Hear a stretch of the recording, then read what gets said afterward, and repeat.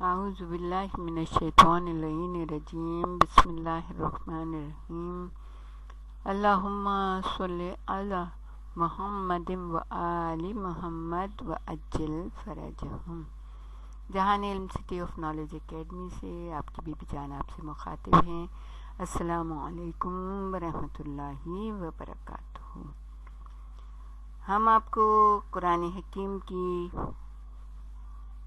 جو تفسیر ہے اس میں سے جدہ چیزیں بتا رہے تھے، سنا رہے تھے۔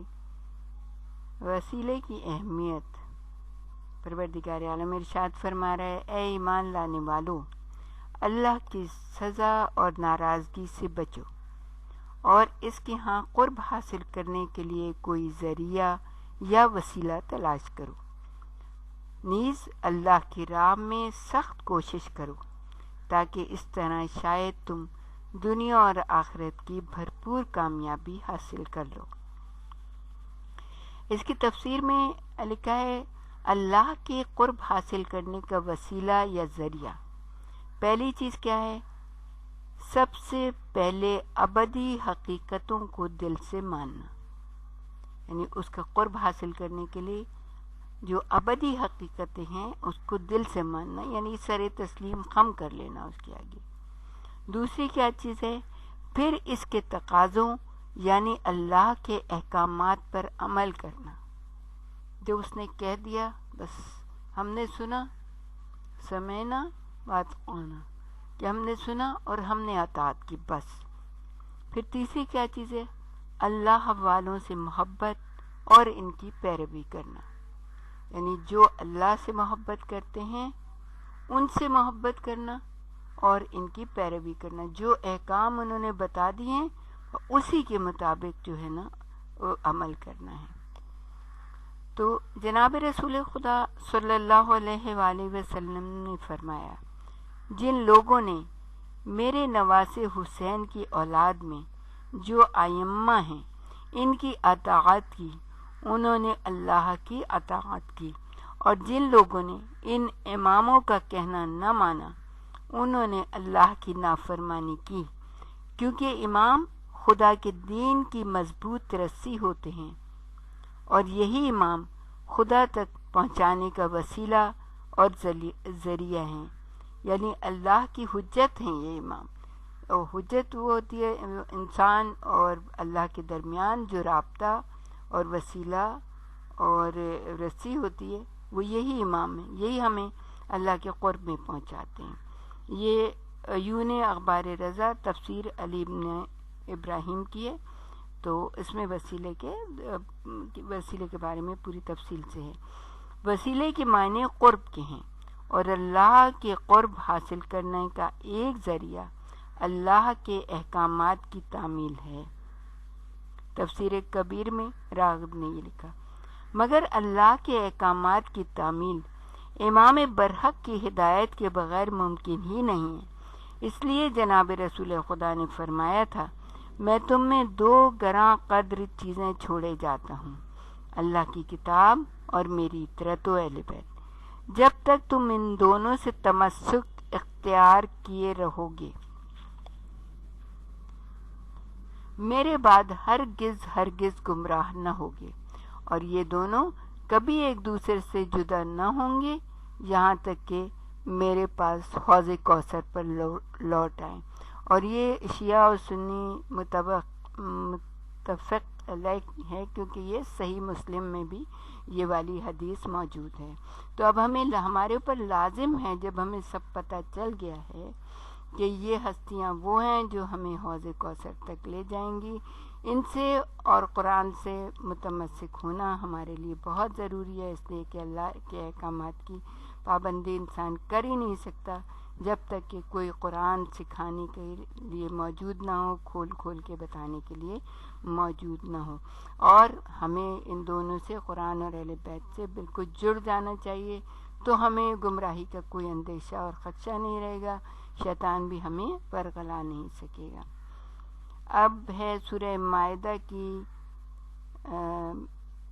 جو 5ویں سورہ ہے قرآن حکیم کا، اس کے 38 نمبر کی آیت ہے، چوری ڈاکے کے بارے میں ہے اس کی، اور چور خواہ مرد ہو یا عورت ان کے ہاتھ کاٹ دو، یہ اس کی سزا ہے جو انہوں نے کیا ہے، یہ اللہ کی طرف کی سزا ہے اور اللہ بڑا ہی زبردست اور ٹھیک ٹھیک کام کرنے والا ہے۔ لیکن جب سزا سخت ہوتی ہے نا اور اس سزا پہ عمل بھی ہوتا ہے تو پھر یہ اللہ کی طرف سے ہوتی ہے اور اس میں کسی کو رحم بھی نہیں کھانا چاہیے۔ اللہ نے چوری کی سزا جو ہے وہ رکھی ہے، ہاتھ کاٹ دینا۔ اب وہ ہاتھ کے بارے میں یہ ہے کہ جس کی جیسی سزا ہو، یعنی کہ 2 انگلیاں بھی کاٹی جا سکتی ہیں، ہاتھ بھی کاٹا جا سکتا ہے۔ انگوٹھے کو چھوڑ کے امام نے کہا تھا جب امام کے سامنے وہ مقدمہ پیش ہوا تھا کہ چور کا ہاتھ کہاں سے کاٹا جائے، آپ لوگوں سے سب کا سنا ہوا ہے، تو سب نے یہ کہا، کسی نے کہا یہ کلائی سے کاٹا جائے، کسی نے کہا کہ ہاتھ جو ہے نا کونی سے کاٹا جائے۔ جب امام سے سوال کیا تو انہوں نے کہا جب یہ عالم لوگ کہہ رہے ہیں پھر مجھ سے کیوں پوچھ رہے ہو؟ کہا نہیں آپ بھی بتائیے کچھ۔ امام نے کہا انگوٹھے کو چھوڑ کے اور 4 انگلیاں اس کی کاٹی جائیں۔ تو کہا کہ اس کی دلیل کیا ہے؟ تو امام نے کہا کہ یہ جو ہتھیلی ہے یہ 7 اعضاء جو ہے نا اللہ کے لیے ہیں، مساجد اللہ ہیں، یعنی جب ہم سجدہ کرتے ہیں تو ہمارے 7 اعضاء لازمی زمین پہ لگنے چاہیے، دونوں ہتھیلیاں، دونوں گھٹنے، دونوں پاؤں کے انگوٹھے اور سر، یہ 7 اعضاء ہیں جو کہ زمین پہ لگنے۔ تو اگر چور کا ہاتھ کلائی سے کاٹ دیا جائے یا کونی سے کاٹ دیا جائے گا تو پھر کیا ہوگا کہ وہ اس کا سجدہ کم ہو جائے گا، وہ پورا سجدہ نہیں ہو سکے گا اس کا، تو کیا وہ ساری زندگی سجدہ ہی نہیں کرے گا صرف اس لیے؟ تو پھر چور کا ہاتھ جو ہے نا 4 انگلیاں کاٹی گئیں۔ تو یہ ہے کہ اس کے بارے میں تو ہمیں دیکھیں ہر چیز کو ہمیں اپنے ائمہ سے سمجھنا ہوگا، اگر ہم نہیں سمجھیں گے تو غلطیوں پہ غلطیاں کرتے رہیں گے۔ پھر فرمایا کہ نیک عمل کا بدلہ ضرور ملے گا، یہ بھی سورہ مائدہ کی آیت ہے 69۔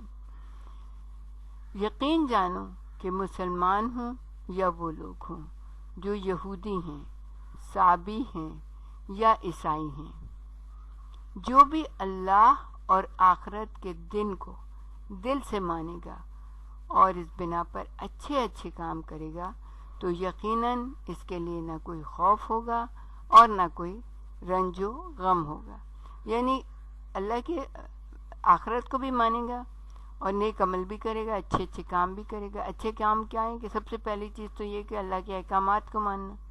تو اگر کوئی مان رہا ہے اللہ کے احکامات کیا ہیں، اللہ کے محمد الرسول اللہ، محمد صلی اللہ علیہ وآلہ وسلم اللہ کے رسول ہیں، اللہ نے کہہ دیا، تو اب جو بھی اس کو مان لے گا ظاہر ہے اس کے لیے نہ کوئی کہے گا لا الہ الا اللہ محمد رسول اللہ اور پھر آگے علی ولی اللہ، تو جو اللہ نے جس کو ولایت عطا کی ہے اس کو بھی مانے گا تو پھر کیا ہوگا کہ یقیناً اس کے لیے نہ کوئی رنج ہوگا، نہ کوئی غم ہوگا، نہ کوئی خوف ہوگا قیامت کے لیے۔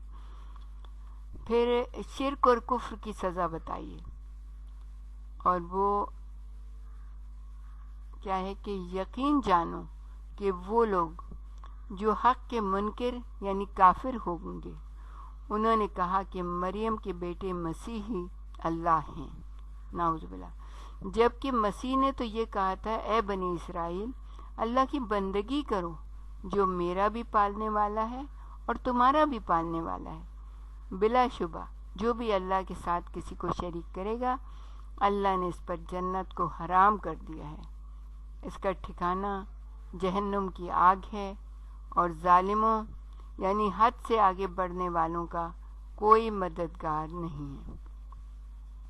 اس کی تفسیر میں لکھتے ہیں کہ قرآن نے کبھی صاف صاف یہ نہیں کہا کہ عیسائی یہ کہتے ہیں کہ عیسیٰ ہی اللہ ہیں، بلکہ یوں کہا کہ جو لوگ یہ کہتے ہیں کہ عیسیٰ ہی اللہ ہیں وہ کافر ہیں۔ اس سے معلوم ہوا کہ سب عیسائی ایسا نہیں کہتے، ان کا کوئی فرقہ اس بات کا قائل ہے کہ مسیح خدا کی ذات سے متحد ہو گئے ہیں، یعنی دونوں ایک ہو گئے ہیں۔ یہ تبیان مجموع البیان کی تفسیر ہے۔ لیکن آج بھی جو معقول عیسائی ہیں وہ عیسیٰ کو اللہ کا بیٹا کہنا قبول نہیں کرتے۔ ہیرڈ جرنل جو عیسائیت کا ایک بلند پایا سماحی رسالہ ہے، اپنے اکتوبر 1934 کے شمارے میں لکھتا ہے کہ ٹھیٹ مسیحی عقیدے میں مسیح تمام تر خدا نہیں ہیں۔ مفسرین نے نتیجہ نکالا ہے کہ اس آیت میں صاف رد ہے کہ اللہ کے حلول کرنے یا اللہ کے کسی سے متحد ہونے کی، یعنی اللہ نہ تو کسی کے جسم میں داخل ہوتا ہے اور نہ کسی سے متحد ہوتا ہے۔ یہ بعض جاہل غالی صوفیہ کا عقیدہ ہے۔ موجودہ محرف منسوخ شدہ انجیل بھی ایک اللہ کے ہونے کی تائید کر رہی ہے، یعنی کہ متی کی جو ہے اور لوکا کی، اس میں یہ ہے تو خداوند یعنی اپنے خدا کو سجدہ کر اور صرف اسی کی عبادت کر۔ یسوع نے اس سے کہا تو مجھے نیک کیوں کہتا ہے؟ کوئی نیک نہیں مگر ایک، یعنی اللہ، یعنی کہ خدا۔ یہ وقع کی روایت ہے۔